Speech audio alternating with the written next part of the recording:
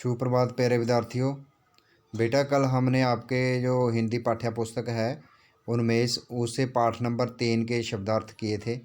तो मैंने आपको वो लेसन 2-3 बार आपकी पाठ्य पुस्तक से पढ़ने के लिए बोला था ताकि आपको अच्छे से समझ आ सके और क्वेश्चन आंसर फाइंड आउट करने में आपको कोई समस्या ना आए। तो बेटा हम उसके लेसन के जो मौखिक प्रश्न हैं तो वो करेंगे। फर्स्ट है, आजकल हम किस युग में जी रहे हैं? आजकल हम प्लास्टिक युग में जी रहे हैं। ठीक है, तो मेरे कहने का मतलब है कि अगर आपको ये अच्छी तरह से लेसन रीड किया होगा तो क्वेश्चन आंसर फाइंड आउट करने में कोई समस्या नहीं आएगी।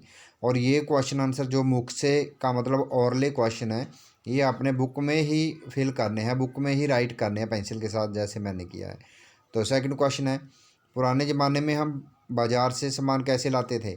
थैले या बैग द्वारा सामान लाते थे। जैसे हमने लेसन में पढ़ा था कि हमारे जो बुज़ुर्ग थे वो क्या था कि घर से ही किसी कपड़े का या कपड़े का बैग या थैला लेकर जाते थे बाज़ार में, तो वहीं से उसमें सामान भर कर लेके आते थे। ठीक है, तो थर्ड क्वेश्चन, समुद्री कछुए को प्लास्टिक की थैली कैसे नुकसान पहुंचाती है?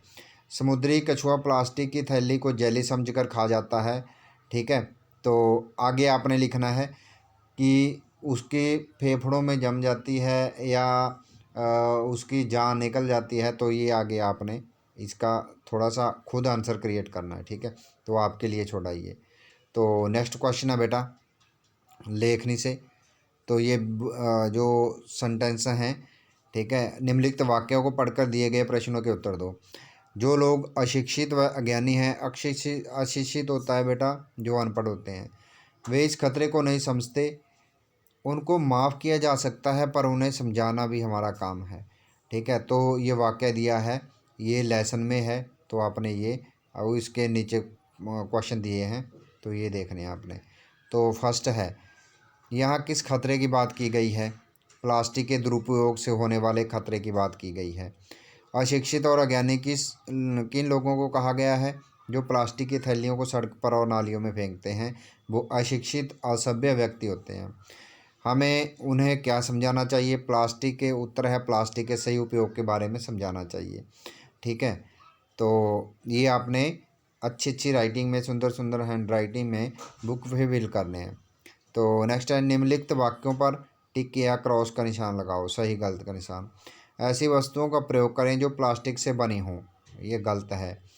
ठीक है, हमें कपड़े या और चीज़ से बनी वस्तुएं ही इस्तेमाल करनी चाहिए। सेकंड है, जूट या कपड़े के थैलों का इस्तेमाल करें, सही है।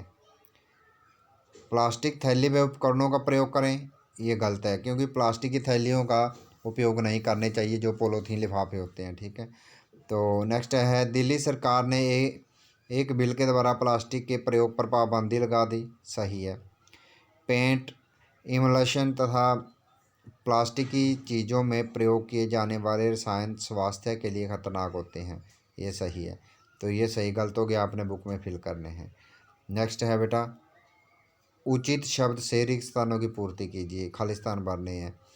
यह कहना अतिशयोक्ति न होगा कि हम प्लास्टिक युग में जी रहे हैं, सही है।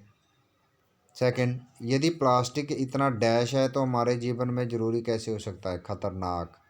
ठीक है, बेकार प्लास्टिक को बिट्यूमन के साथ मिलाकर सड़कों के निर्माण में प्रयोग कर सकते हैं, ये स्पेलिंग आपने अच्छे से देख लेने हैं। नेक्स्ट है, क्या हम चुपचाप या प्लास्टिक कचरा फैलाते रहेंगे? सबसे अधिक आवश्यकता है अपनी आदतें बदलने की। ठीक है, तो ये भी आपने फिल करने हैं। तो बेटा यहाँ तक बुक वर्क करवाया मैंने, तो ये आपने अच्छे से आपकी बुक में फिल करना है। ठीक है, तो नेक्स्ट जो क्वेश्चन आंसर होंगे वो हम कर लेंगे अगले दिन। ठीक है, ओके बेटा, थैंक यू।